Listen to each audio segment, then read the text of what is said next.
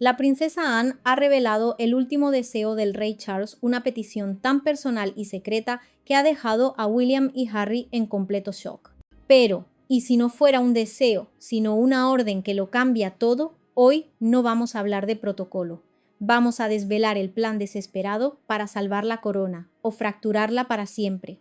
La princesa Anne ha revelado el último deseo del rey Charles, una petición tan personal y secreta que ha dejado a William y Harry en completo shock. Pero, ¿y si no fuera un deseo, sino una orden que lo cambia todo? Hoy no vamos a hablar de protocolo. Vamos a desvelar el plan desesperado para salvar la corona o fracturarla para siempre.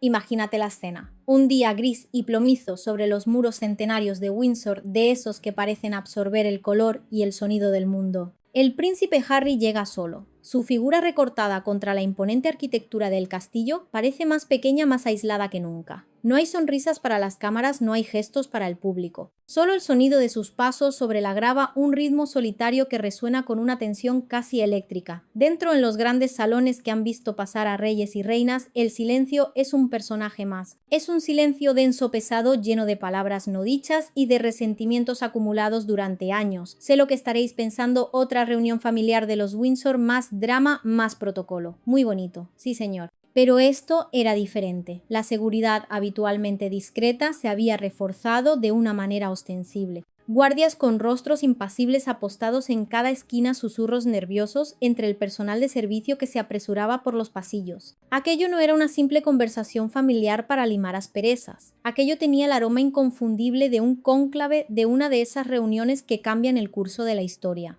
El rey Charles había convocado a todos los miembros principales de la familia, a todos los que formaban parte de la maquinaria del poder, pero el ambiente no era de reencuentro, sino de juicio. Cada mirada, cada gesto, cada silencio era una pieza en un rompecabezas que nadie se atrevía a resolver. La monarquía, esa institución que se enorgullece de su continuidad y su calma imperturbable, estaba a punto de enfrentarse a su propia tormenta. Y en el ojo del huracán, un rey enfermo, un heredero ansioso y un hijo pródigo que regresaba a un hogar que ya no sentía como suyo. Para entender la magnitud de este momento, hay que comprender que la monarquía británica no es una familia, es un sistema, una maquinaria implacable de poder, imagen y supervivencia. Como dijo el famoso historiador David Starkey, la monarquía no tiene amigos, solo tiene intereses. Y en ese salón los intereses chocaban como placas tectónicas. Creéis que estaban allí para abrazarse y perdonarse. No seamos ingenuos. Estaban allí para medir fuerzas, para proteger sus posiciones, para asegurarse de que cuando la tormenta pasara seguirían en pie. Y en el centro de todo, la figura trágica de un rey que en su momento de mayor debilidad física estaba a punto de ejecutar su mayor acto de poder. Un acto que podría salvar a la institución, pero destruir lo que quedaba de su familia. La ausencia de Meghan no fue un detalle menor, no fue una simple nota a pie de página en el protocolo del día, fue un grito. Un mensaje silencioso pero ensordecedor que reverberó por los corredores de Windsor mucho antes de que la reunión comenzara. En un mundo donde cada gesto es analizado y cada decisión es estratégica, no presentarse era una declaración de intenciones. Al dejar que Harry enfrentara solo a su familia, la pareja enviaba una señal inequívoca sobre el estado de su relación con la corona. Ya no eran una facción disidente dentro de la familia, eran una potencia extranjera negociando desde el exilio. Entre el personal del palacio los cuchicheos eran inevitables. Era un desaire, un acto de autoprotección o simplemente la confirmación de que la brecha era ya tan profunda que ningún puente podía salvarla. La realidad, como siempre en estos casos, era mucho más compleja. Meghan, desde su nueva vida en California, había aprendido a jugar un juego diferente, un juego mediático, donde la narrativa lo es todo. Su ausencia no era una rendición, sino una jugada maestra de ajedrez. Protegía su imagen de las inevitables críticas de la prensa británica y al mismo tiempo reforzaba la imagen de Harry como una figura trágica, un príncipe roto, atrapado entre su deber filial y el nuevo mundo que había construido. La silla, vacía a su lado, no representaba un espacio, sino un abismo. El abismo entre dos hermanos, entre dos formas de entender la vida y entre una institución milenaria y el mundo moderno que ya no la comprende. Era la prueba física de que la fractura no era una simple grieta, sino un cisma profundo que amenazaba con partir en dos el mismísimo corazón de la monarquía. Era una estrategia sacada directamente del manual de Wallis Simpson, La mujer por la que Edward VIII abdicó. Wallis también entendió que la ausencia puede ser más poderosa que la presencia. Al permanecer en Francia durante la crisis de abdicación, se convirtió en una figura mítica y enigmática, obligando al mundo a especular e imaginar a llenar el vacío con sus propios miedos y prejuicios. Meghan, conscientemente o no, estaba haciendo lo mismo. Estaba convirtiendo su ausencia en un lienzo en blanco sobre el que la prensa, el público y la propia familia real proyectarían sus propias narrativas. Para unos era la villana que manipulaba a su marido desde la distancia. Para otros era la víctima que se negaba a entrar de nuevo en la jaula de los leones. Pero lo que todos entendieron en ese salón de Windsor es que la mujer que no estaba allí era en ese momento la persona más poderosa de la sala. Claro que sí, guapi. Su silencio era una bomba a punto de estallar y todos contenían la respiración esperando el impacto. Y entonces el verdadero golpe de efecto, la ruptura con la tradición que heló la sangre de todos los presentes. El rey Charles, el monarca, el hombre que había esperado toda su vida para hablar con la voz de la corona, permaneció en silencio. Muchos no lo habían visto en semanas y su apariencia confirmaba los peores rumores. Su fragilidad era evidente, un eco físico de la enfermedad que consumía su cuerpo y quizás su espíritu. Su rostro, habitualmente teñido de un optimismo algo resignado, mostraba ahora el peso insoportable de su decisión.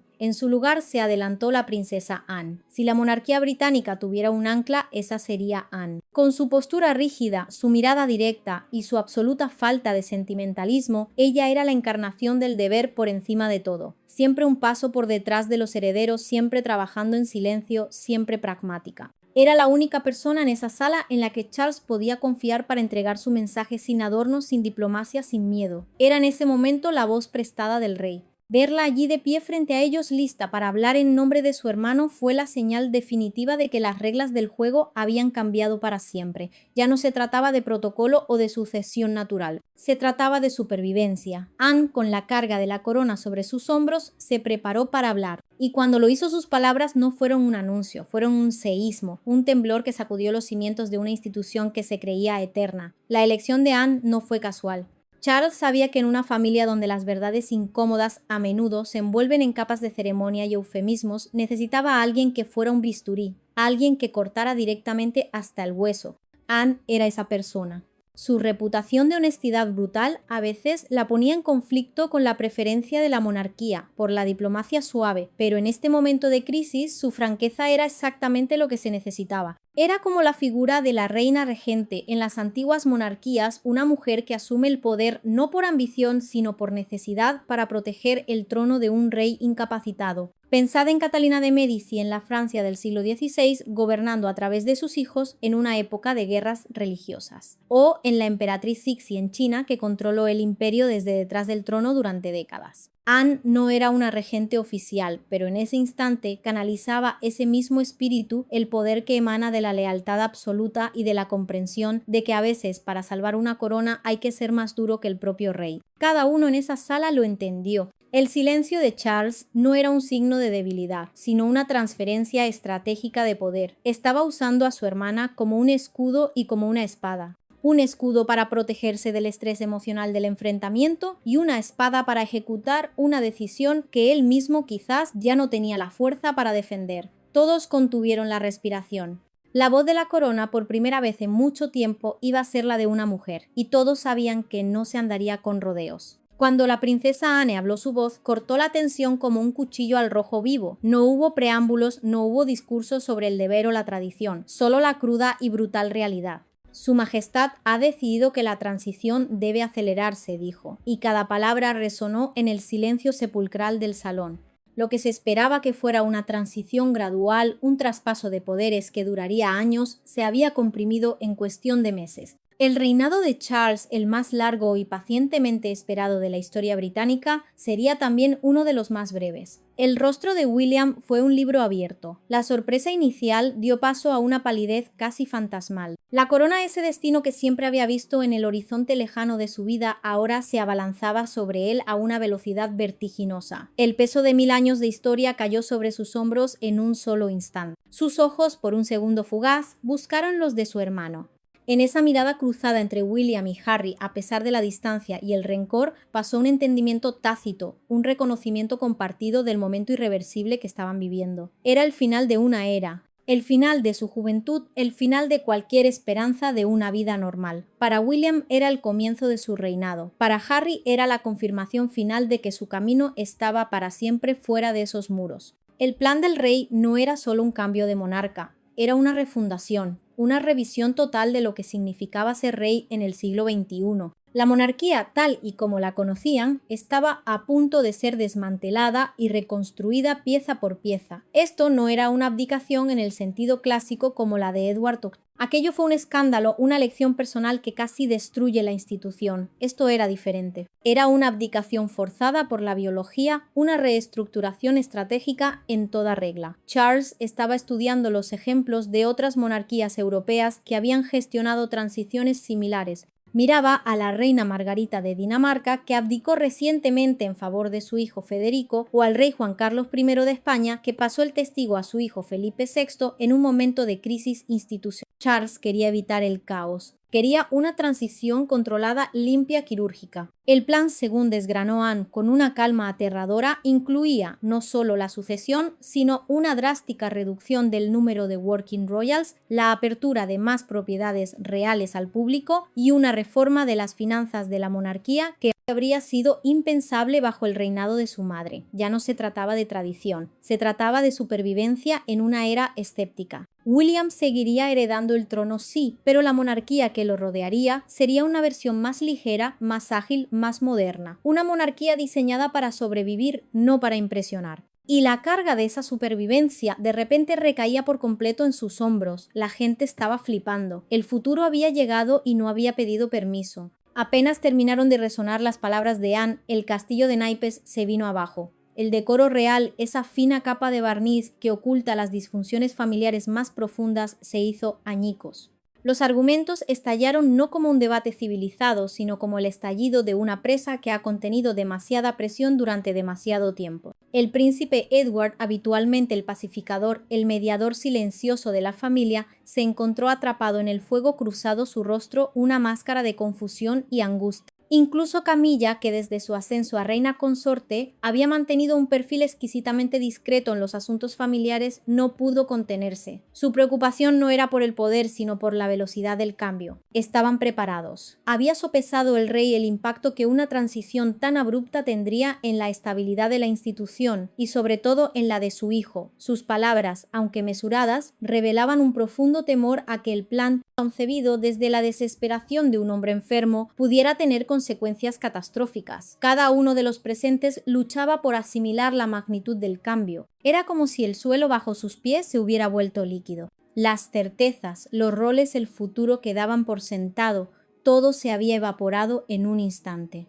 La familia real, esa entidad que proyecta una imagen de unidad inquebrantable, se mostraba en ese momento en toda su frágil y disfuncional humanidad, un grupo de personas asustadas enfrentadas a un futuro incierto y a un rey que en su último gran acto de poder les había arrebatado el control de sus propias vidas. Esto es un patrón recurrente en las monarquías. Las sucesiones nunca son limpias. Siempre hay facciones, miedos e intereses ocultos. Pensemos en la muerte de la reina Victoria en 1901. Su hijo Edward VII había esperado casi 60 años para ser rey y su relación con su madre era tensa. La corte victoriana austera y rígida temía la llegada del rey playboy y hubo una enorme resistencia interna a su ascenso. O pensemos en la corte de los zares en Rusia justo antes de la revolución, un nido de víboras, de intrigas, misticismo y luchas de poder entre facciones que aceleraron su propia caída. Lo que estaba pasando en Windsor no era nuevo, era la eterna danza del poder, la ansiedad que precede a cada cambio de guardia. La diferencia es que ahora, gracias a los medios de comunicación y a las redes sociales, esa danza se realizaba bajo los focos de todo el mundo.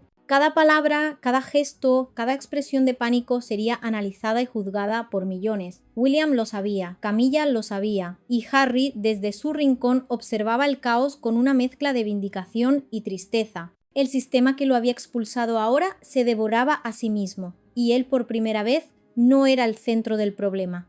Era solo un espectador de la implosión. La pregunta que flotaba en el aire, la que nadie se atrevía a pronunciar, era: ¿será esta la crisis que finalmente derribe la casa Windsor? La decisión de Charles no nació de un capricho. Fue forjada en el crisol de noches de insomnio con el eco de la historia susurrándole advertencias al oído. Para entender su urgencia tenemos que retroceder en el tiempo. Charles no era solo un rey, era un historiador de su propia familia, un hombre que había visto de cerca cómo el destino puede destrozar los planes mejor trazados. Recordaba la crisis de abdicación de 1936 cuando su tío abuelo Eduardo VIII eligió el amor por encima del deber, arrojando a su desprevenido hermano George VI a un trono para el que no estaba preparado y que finalmente le costó la vida. Luego vio a su propia madre Elizabeth II. La muerte prematura de su padre la convirtió en reina a una edad insultantemente joven, obligándola a sacrificar su vida personal, su papel de madre y esposa en el altar del deber. Charles creció a la sombra de una madre que se convirtió en un símbolo, en un monumento viviente, perdiendo su identidad en el proceso.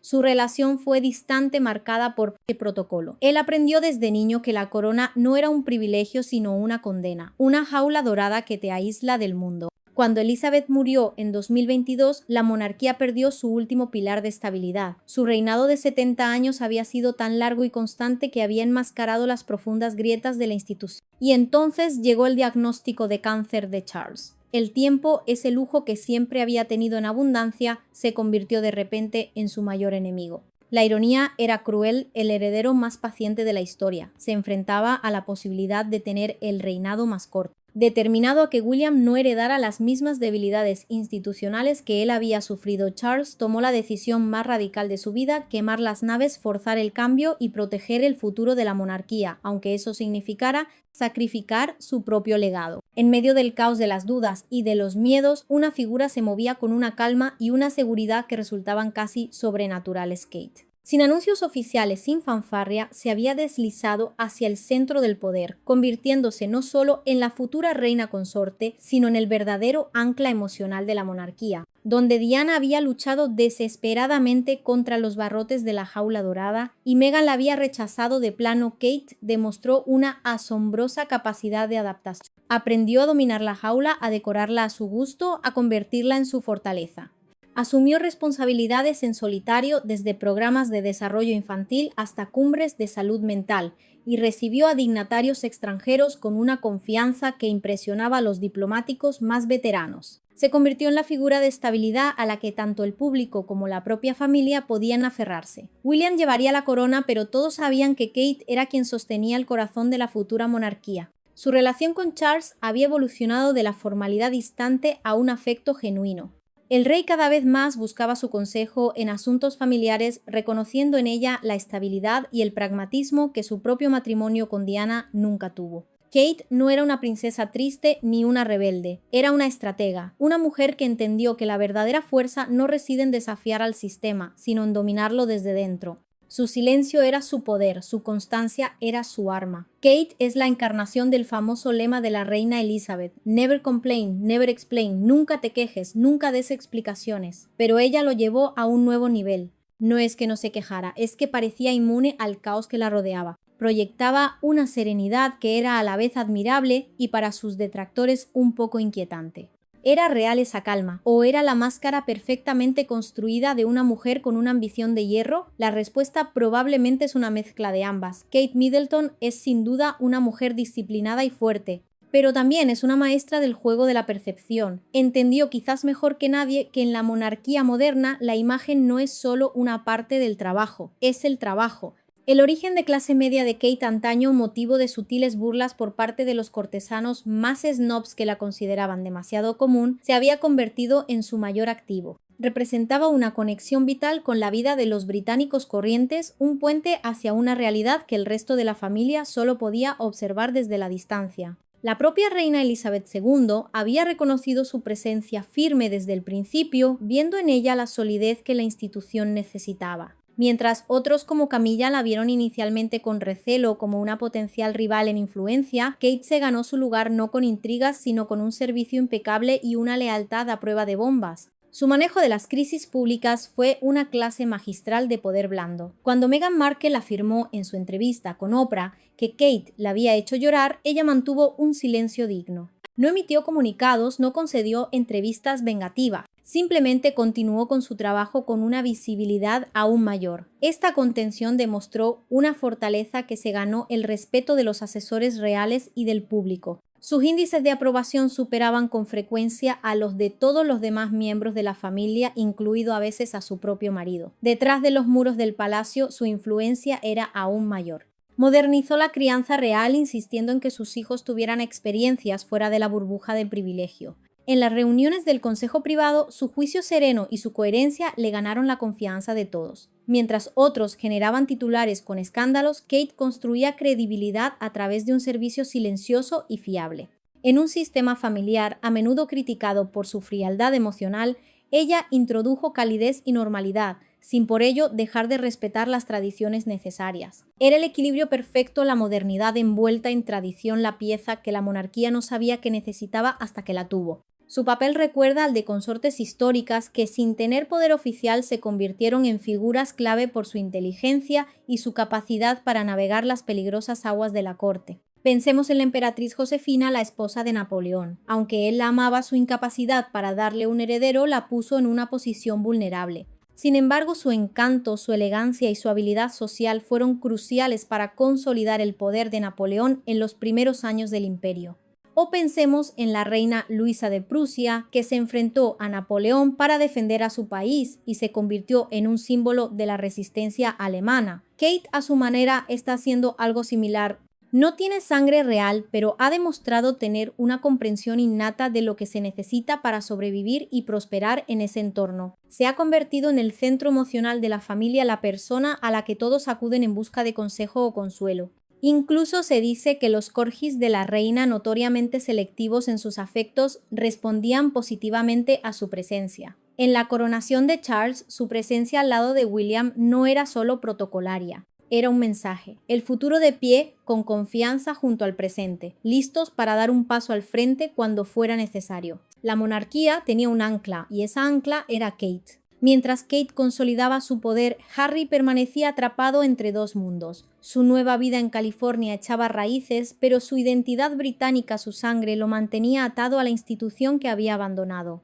A pesar de los comunicados cuidadosamente redactados hablando de amor familiar, la relación entre Harry y William estaba profundamente rota. No habían mantenido una conversación significativa en años. La entrevista con Oprah, donde se revelaron conversaciones privadas sobre el posible color de piel de sus hijos, fue una traición de la que William, según los que le conocen, nunca se recuperaría.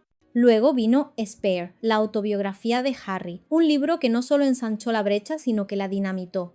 Las revelaciones sobre altercados físicos entre los hermanos y los retratos poco halagadores de William y Kate fueron la tierra quemada sobre cualquier posible reconciliación. El personal del palacio que ha servido a ambos príncipes informa que William se niega a hablar de Harry en privado. Su nombre es un tabú. Si alguien lo menciona, cambia de tema inmediatamente. La herida es demasiado profunda, el dolor demasiado agudo. Lo que una vez fue una de las alianzas más fuertes de la monarquía, dos hermanos unidos contra el mundo por la tragedia compartida de la muerte de su madre, se había convertido en una historia de resentimiento y desconfianza. Ya no eran William y Harry, eran el heredero y el repuesto, dos estrellas en órbitas opuestas, alejándose cada vez más la una de la otra en la fría oscuridad del cosmos real. Esta es una tragedia casi shakespeariana. Es la historia de Caín y Abel, de Rómulo y Remo, de innumerables hermanos a lo largo de la historia cuya relación fue destruida por el poder, los celos o el destino. La dinámica del heredero y el repuesto es una de las más crueles de la monarquía. El primero nace con un destino claro y un peso inmenso sobre sus hombros. El segundo nace con un título pero sin un propósito definido. Es una vida de privilegio, sí, pero también de una profunda crisis existencial. Siempre a la sombra, siempre comparado, siempre un plan B. La princesa Margaret, la hermana menor de la reina Elizabeth, lo describió perfectamente. Dijo: yo era la que tenía que ser la divertida. Mi hermana tenía que ser la seria. Esa división de roles, esa necesidad de encontrar una identidad propia frente a un hermano destinado a la grandeza, a menudo conduce a la rebelión, al resentimiento o a la autodestrucción. Harry eligió la rebelión, pero al hacerlo no solo se rebeló contra la institución, se rebeló contra su hermano. Y en la monarquía, rebelarse contra el futuro rey es un acto de traición del que no hay retorno. William, por su parte, se siente traicionado no solo a nivel personal, sino a nivel institucional. ve las acciones de Harry no como un grito de ayuda de un hermano herido, sino como un ataque directo a la corona, a la memoria de su abuela y a la estabilidad del país. Para él, el deber está por encima de todo, incluso de la sangre, y esa es una diferencia fundamental que quizás nunca podrán superar. Son los príncipes del invierno, dos hombres marcados por la misma tragedia, pero que eligieron caminos opuestos para lidiar con su dolor, y en el proceso se perdieron el uno al otro para siempre. Pero la cosa no termina ahí. Imagínate la ansiedad constante que se vive dentro de los muros del palacio. Porque los rumores persisten tenaces e inquietantes, Harry tiene más material. Más revelaciones preparadas pero aún no publicadas. Personas cercanas a los Sussex sugieren que capítulos enteros fueron eliminados de Spare antes de su publicación, no por piedad, sino por consejo de sus abogados. La existencia de este material potencial crea una psicosis constante en la corte. Es una bomba de relojería y nadie sabe cuándo o por qué podría detonar. Algunos creen que Harry guarda estas revelaciones como un seguro de vida, un as en la manga para una futura negociación. Otros piensan que está esperando un momento de reconciliación, usándolas como una prueba de buena fe si alguna vez se produce. Y la facción más cínica cree que simplemente está esperando el momento oportuno, el momento de mayor debilidad de la monarquía para lanzar el golpe de gracia. Esta verdad retenida no es solo información, es un arma que mantiene a la monarquía como rehén y que define la dinámica de poder actual. Harry ya no puede apelar a su padre como autoridad final. El futuro, su estatus, su relación con la familia, todo descansa ahora en manos de su hermano, y William, mientras se prepara para el liderazgo, parece más decidido que nunca. Donde Charles absorbía los conflictos familiares en silencio, William parece dispuesto a establecer límites claros y contundentes. La pregunta ya no es si Harry puede volver al redil real. La pregunta es si William, una vez que sea rey, le permitirá siquiera acercarse a la puerta. Esta táctica de la verdad como arma tiene un profundo eco histórico.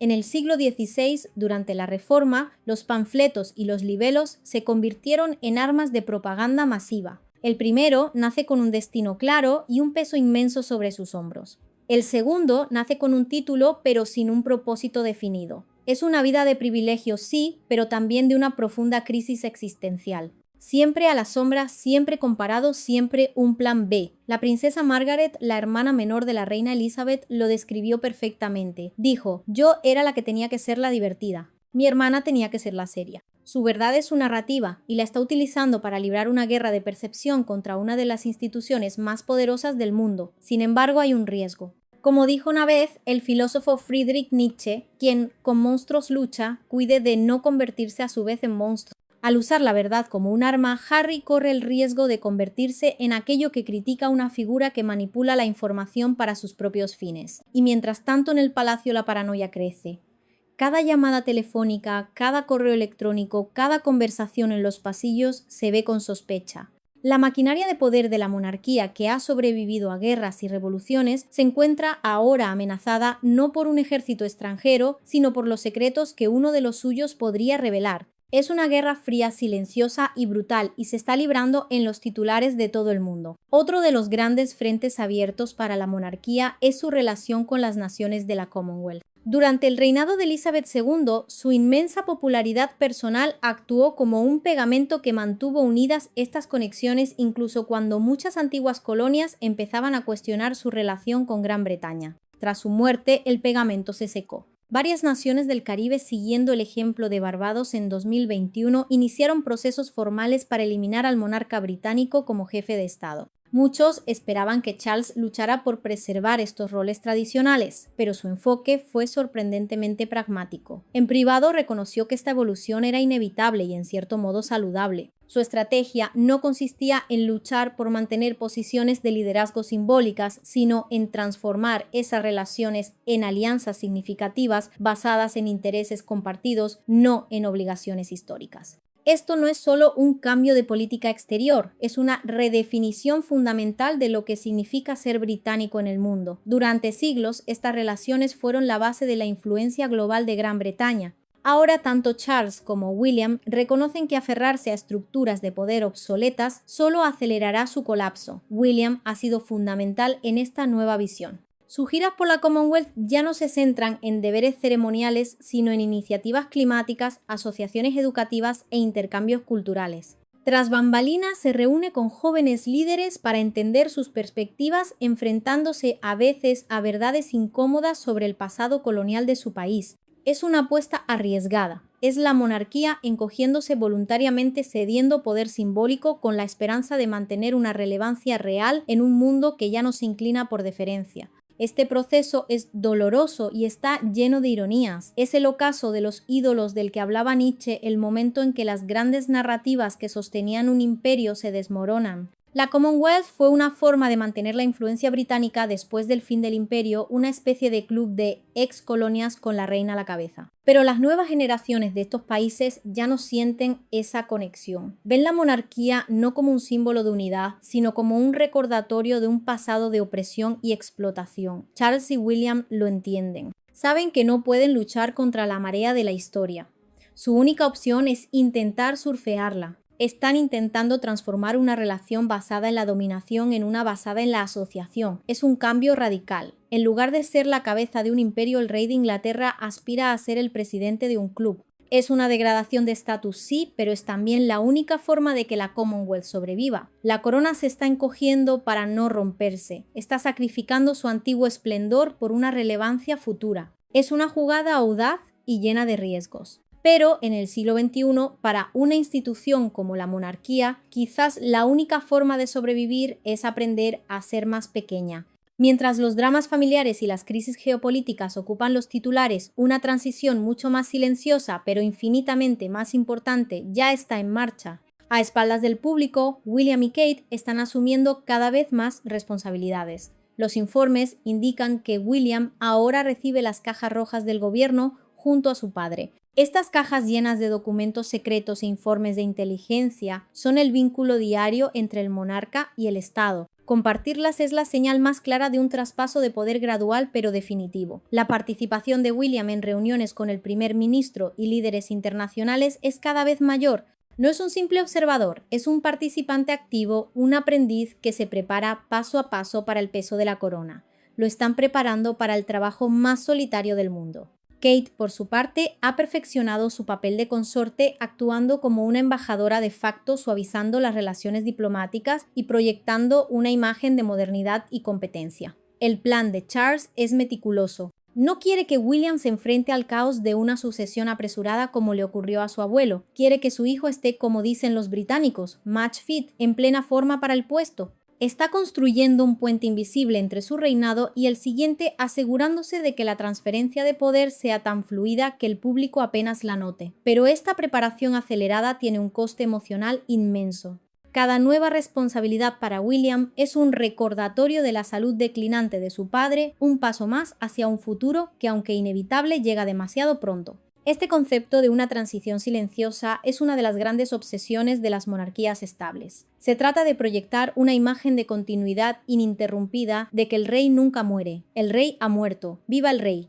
En la Roma imperial, los emperadores a menudo adoptaban a su sucesor y lo nombraban César, dándole poder y visibilidad para que la transición fuera suave cuando el Augusto muriera. En el mundo corporativo moderno se le llama planificación de la sucesión y es una de las tareas más importantes de cualquier CEO. Charles está actuando como un CEO responsable, asegurándose de que su empresa The Firm, como la llaman los propios Windsor, no se hunda cuando él ya no esté.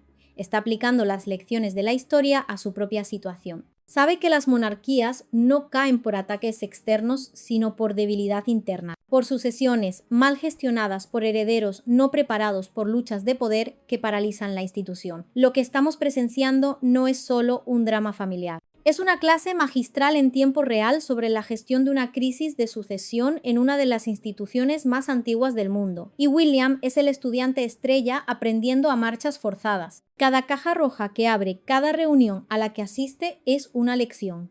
Una lección sobre el poder, la responsabilidad y la soledad. La soledad de saber que muy pronto él será el único que pueda tomar las decisiones. Para Charles, cuyo reinado ha estado ensombrecido por la enfermedad y el legado monumental de su madre, su último deseo real se extiende más allá de la política o el protocolo. Es un deseo profundamente personal, casi desesperado. Anhela una curación familiar, no una reconciliación completa, eso sabe que es imposible, pero al menos una apertura. Una pequeña grieta en el muro de hielo que separa a sus dos hijos, un espacio donde la comunicación, por mínima que sea, pueda comenzar de nuevo. Quienes le conocen bien dicen que pasa las últimas horas de la noche revisando álbumes de fotos familiares de tiempos más felices. Fotos de William y Harry de niños juntos, inseparables, antes de que la vida, el deber y la fama los destrozaran. No quiere que Harry sea reincorporado como miembro activo de la realeza, pero tampoco quiere que quede permanentemente alienado. Cree que los lazos de sangre conllevan responsabilidades que no pueden ser borradas por la distancia geográfica o las disputas públicas.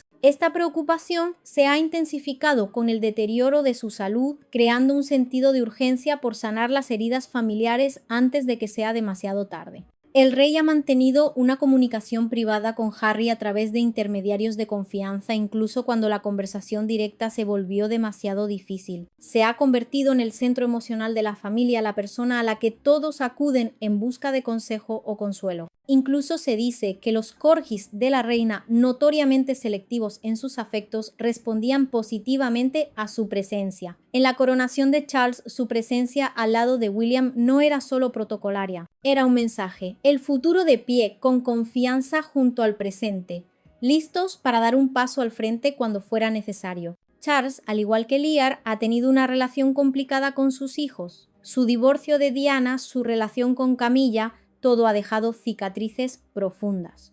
Y ahora, enfrentado a su propia mortalidad, busca una redención final. No una redención pública, sino una privada. Quiere reparar en la medida de lo posible el daño que se ha hecho. Pero a diferencia de Lear, Charles no está loco. Es un hombre profundamente consciente del peso de la historia y de las limitaciones de su poder. Sabe que no puede forzar la reconciliación, no puede ordenar a sus hijos que se perdonen. Lo único que puede hacer es expresar su deseo, su anhelo. Es un gesto de una vulnerabilidad asombrosa para un monarca. Al revelar este deseo, está admitiendo su fracaso como padre, está reconociendo que, a pesar de todos sus privilegios y poder, no ha sido capaz de mantener unida a su propia familia. Y es precisamente esa vulnerabilidad lo que hace que su deseo sea tan poderoso. Ya no es el rey hablando a sus súbditos, es un padre hablando a sus hijos.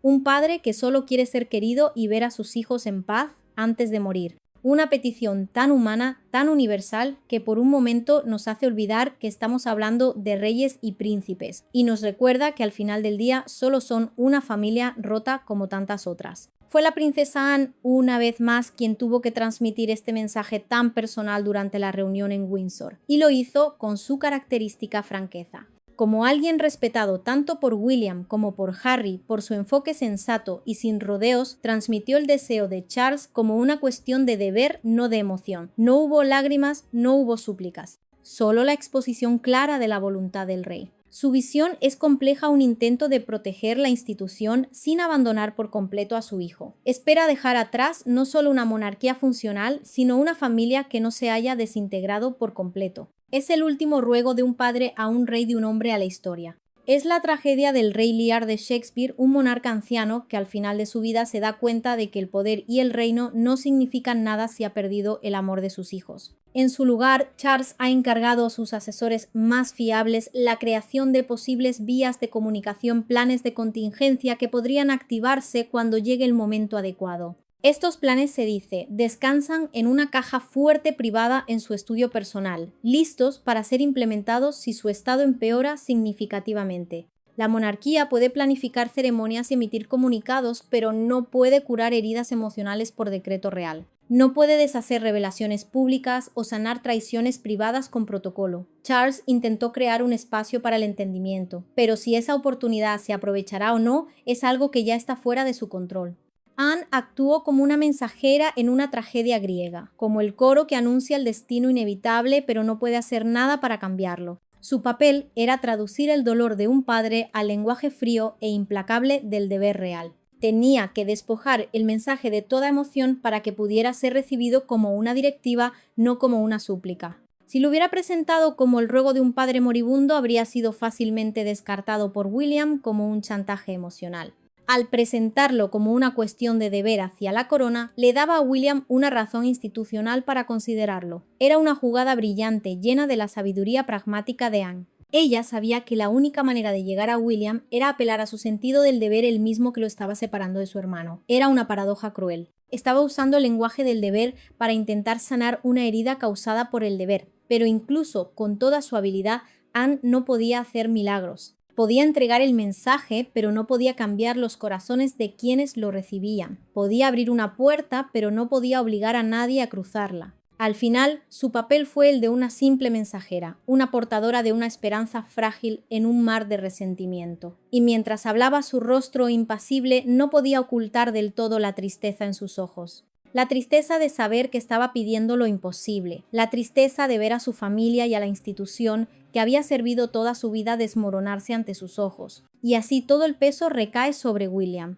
Su inminente reinado no es solo una ceremonia, representa una elección fundamental sobre la dirección de la monarquía y si la familia puede encontrar algún terreno común después de años de conflicto público. Honrará el deseo de su padre de una ligera apertura, o cerrará firmemente la puerta por la que Harry salió en aras de la estabilidad de la corona. Detrás de los muros del palacio, los asesores debaten estrategias y tiempo. Hay dos facciones claras. Unos abogan por una ruptura limpia, retirar formalmente los títulos de Alteza Real a Harry y Meghan, clarificar la línea de sucesión y avanzar con una monarquía simplificada centrada exclusivamente en aquellos que permanecieron leales. Argumentan que la institución necesita una definición más nítida sobre quién la representa. Otros, sin embargo, advierten que tal finalidad podría generar simpatía pública hacia Harry y Meghan, especialmente si coincide con el declive de la salud de Charles. Los historiadores reales recuerdan a ambas partes que las familias divididas han debilitado históricamente a la institución, pero la decisión final de William sigue siendo impredecible.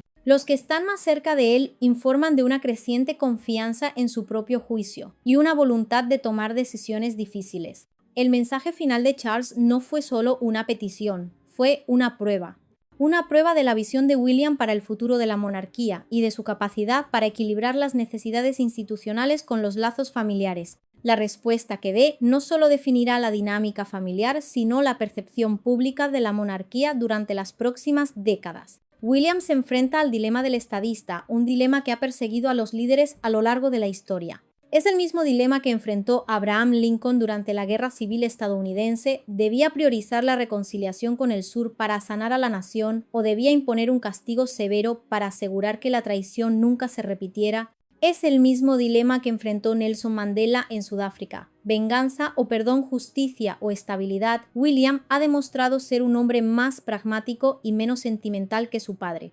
Donde Charles ha internalizado el estrés y ha buscado el compromiso a menudo de forma silenciosa, William parece estar forjando un enfoque más decidido, más de lineadura. Su creencia parece ser que la monarquía necesita límites más claros. En una era mediática donde cualquier declaración puede ser amplificada globalmente, la ambigüedad es peligrosa. La postura de William se endureció según las fuentes cuando Meghan fue recientemente llamada Su Alteza Real en un mensaje de un diplomático extranjero, a pesar de los acuerdos de no usar ese título. Para William, esto subrayó la confusión continua sobre su estatus y la necesidad de fronteras más claras. Una de sus primeras acciones como rey, se especula, podría ser la eliminación formal de esos títulos. No por despecho, sino por claridad. Ella sabía que la única manera de llegar a William era apelar a su sentido del deber, el mismo que lo estaba separando de su hermano. Era una paradoja cruel. Estaba usando el lenguaje del deber para intentar sanar una herida causada por el deber, pero incluso con toda su habilidad, Anne no podía hacer milagros. Podía entregar el mensaje, pero no podía cambiar los corazones de quienes lo recibían. Podía abrir una puerta, pero no podía obligar a nadie a cruzarla. El rey Charles heredó más que una corona, heredó una monarquía atrapada entre la tradición y la transformación. La institución, una vez definida por la ceremonia y el silencio, ahora se enfrenta a un mundo donde la visibilidad lo es todo y el silencio se interpreta a menudo como indiferencia o culpabilidad. Charles sabe esto. A diferencia de los monarcas anteriores, él no ascendió al trono de repente. Esperó durante décadas observando cómo evolucionaba la opinión pública, cómo se desmoronaban las instituciones y aprendiendo lo que ningún rey antes que él tuvo que aprender: cómo liderar en una época en la que el propio liderazgo es cuestionado. Desde el principio de su reinado, Charles ha dejado claro que esta no será una monarquía de espectáculo, será una monarquía más ágil, deliberada y receptiva al clima social. Su visión siempre ha incluido una familia real reducida, menos apariciones públicas, menos working royals, menos roles financiados por los contribuyentes. No se trata solo de una medida de ahorro de costes, es un intento de reconstruir la confianza mostrando contención y relevancia. La difunta reina Elizabeth II fue un símbolo de continuidad. Charles, por el contrario, quiere representar la adaptación. Él ve que la sociedad ha cambiado. La gente exige transparencia, desafían el poder heredado, cuestionan todo desde la riqueza hasta la tradición. Charles entiende que la monarquía moderna no solo debe sobrevivir a estas preguntas, sino demostrar su valía a través de su conducta y sus reformas. Es un equilibrio delicado, honrar el pasado mientras se ajusta a las nuevas expectativas públicas, pero remodelar la identidad de la monarquía no es algo que Charles pueda hacer solo. Está rodeado de un equipo cada vez más reducido de miembros de la realeza de alto nivel. El príncipe William y la princesa Kate son esenciales para el futuro de la monarquía, atraen la simpatía del público y la atención internacional. Pero los recientes problemas de salud que afectan tanto a Charles como a Kate han dejado lagunas en la visibilidad y en la carga de trabajo. En la era de los medios de comunicación, la ausencia se convierte rápidamente en vulnerabilidad. Cuando las figuras clave desaparecen de la vida pública, la especulación llena el vacío y la especulación, una vez liberada, es casi imposible de contener. Por eso Charles ha hecho de la gestión de los medios una prioridad silenciosa. No ha declarado la guerra a la prensa, pero ha establecido nuevas reglas. Bajo su liderazgo, los compromisos reales son más cortos, más controlados y más selectivos. Los fotógrafos ya no se mueven libremente. La información se comparte solo cuando es necesario. Hay menos momentos espontáneos, menos filtraciones y más apariciones ensayadas. No es una retirada, es una estrategia para proteger la imagen de la familia mientras se preserva su dignidad. Charles es consciente de que la monarquía ya no controla la narrativa por defecto, y en este nuevo campo de batalla la cautela es el arma principal. Mientras William se encuentra al borde de su futuro reinado, una sola decisión podría cambiar el curso de la monarquía para siempre. Su padre, el rey paciente, ha intentado dejarle no solo un reino, sino también una oportunidad, por pequeña que sea, de paz familiar. Le ha dejado una pregunta envuelta en un deseo. Sería un acto para definir quién representa la corona y quién no. Sería la elección de la razón de Estado sobre los lazos de sangre, una elección que su padre en su lecho de enfermo le ha pedido que no haga, por muy arriesgado que sea. La elección no es simple porque no se trata solo de perdonar a un hermano. Se trata de definir la monarquía para el siglo XXI. Una monarquía más dura, más definida y quizás más segura, pero también más fría. O una monarquía que, a pesar de sus fallos y fracturas, todavía cree en la posibilidad, aunque remota, de la gracia.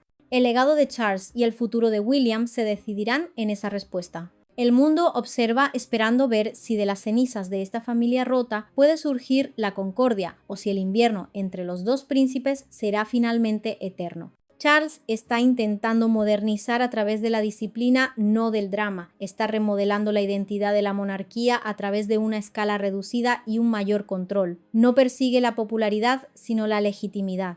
Y la legitimidad, en su opinión, debe provenir de la responsabilidad, no del encanto. Una pregunta que resuena con el peso de la historia. ¿Qué tipo de rey serás? ¿Será un rey pragmático que, por el bien de la estabilidad institucional, amputará una parte de su propia familia, solidificando las fronteras de la corona y dejando claro quién está dentro y quién está fuera? ¿O será un rey que, recordando al niño que una vez jugó con su hermano en los jardines de Highgrove, honrará el último deseo de su padre dejando una puerta entornada? Esta versión de la monarquía puede no atraer a todo el mundo. Es más silenciosa, más cautelosa y más controlada que nunca. Pero para Charles no se trata de una actuación. Se trata de preparar a la institución para que exista en una época en la que nada es sagrado y todo es público. Y ahora la decisión final recae en William. Su inminente reinado no es simplemente ceremonial. ¿Y tú qué piensas? Si estuvieras en la piel de William, ¿qué harías? ¿Elegirías el deber o la familia? ¿La estabilidad de la corona o la posibilidad de la reconciliación? Te leo en los comentarios. Y eso ha sido todo por el vídeo de hoy. Espero que os haya resultado interesante y que os haya hecho reflexionar sobre la compleja maquinaria que es la monarquía. ¿Tú qué crees que pasará? ¿Honrará William el deseo de su padre o elegirá el camino de la ruptura total? Déjame tu opinión en los comentarios, que me encanta leeros. Si te ha gustado este vídeo, te agradecería mucho que dejaras un like y lo compartieras. Y si no sabes qué comentar, que siempre se agradece que comentéis, me puedes dejar este emoticono en los comentarios y yo te daré like tan pronto como pueda. Muchas gracias a los miembros del canal por apoyarnos de esa manera. Y ahora sí, sin nada más que decir, no olviden suscribirse a Finalmente lo confesaron y activar las notificaciones. Nos vemos en la próxima, ciao.